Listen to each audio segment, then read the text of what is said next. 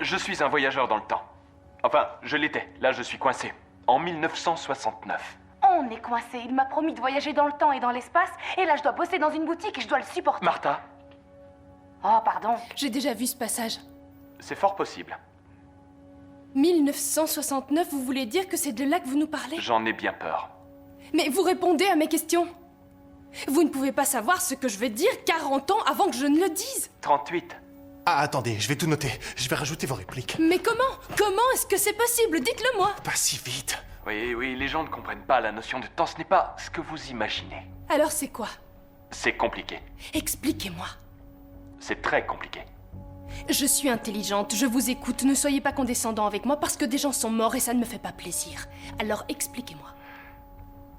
Les gens pensent que le temps est une simple progression de cause à effet. Mais en vérité, d'un point de vue non linéaire, d'un point de vue non subjectif, c'est plutôt une sorte d'énorme boule où le temps s'enchevêtre comme un méli-mélo.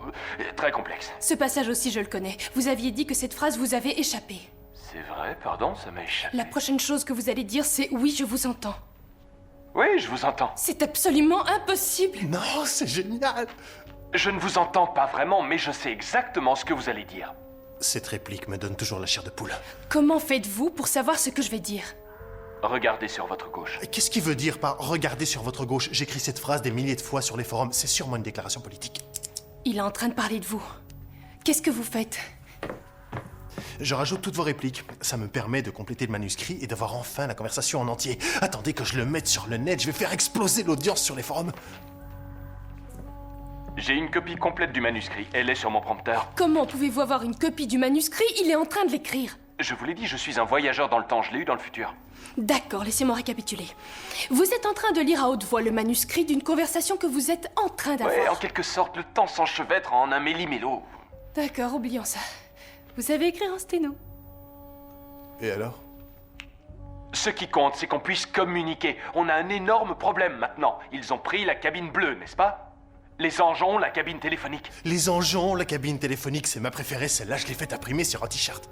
Qu'entendez-vous par les anges? Vous parlez de ces statues? Ce sont des créatures d'un autre monde. Mais ce ne sont que des statues. Seulement quand on les regarde. Qu'est-ce que ça veut dire? Les assassins solitaires, on les appelle comme ça. Personne ne sait vraiment d'où ils viennent, mais ils sont aussi vieux que l'univers. Et s'ils ont réussi à survivre aussi longtemps, c'est parce qu'ils ont le système de défense le plus sophistiqué jamais inventé. Ils sont prisonniers du quantum. Ils n'existent plus dès qu'ils sont observés. Dès l'instant qu'une autre créature vivante les regarde, ils s'immobilisent en statue de pierre. Ils n'ont pas le choix, leur métabolisme est ainsi fait. Dès qu'un être vivant les dévisage, ils se transforment immédiatement en pierre. Et on ne peut pas tuer une pierre. Bien sûr, une pierre ne peut pas vous tuer non plus, mais dès que vous détournez le regard, ou que vous clignez des yeux, alors là, vous êtes mort. Ne quittez pas cette statue des yeux. C'est pour ça qu'ils se cachent les yeux. Ils ne pleurent pas du tout. C'est pour ne pas risquer que leurs regards se croisent. Leur plus grande arme est aussi leur plus grande faiblesse. Ils ne doivent jamais se voir. Ce sont les créatures les plus solitaires de l'univers. Et je suis désolé. Je suis vraiment, vraiment désolé. C'est à vous de jouer maintenant. Mais qu'est-ce que je suis censé faire? La cabine bleue, c'est mon vaisseau. Il y a un monde d'énergie temporelle à l'intérieur. Assez pour les nourrir à tout jamais. Mais les dégâts que ça provoquerait pourraient éteindre le soleil. Vous devez me renvoyer ma machine au plus vite. Comment? Dites-moi comment!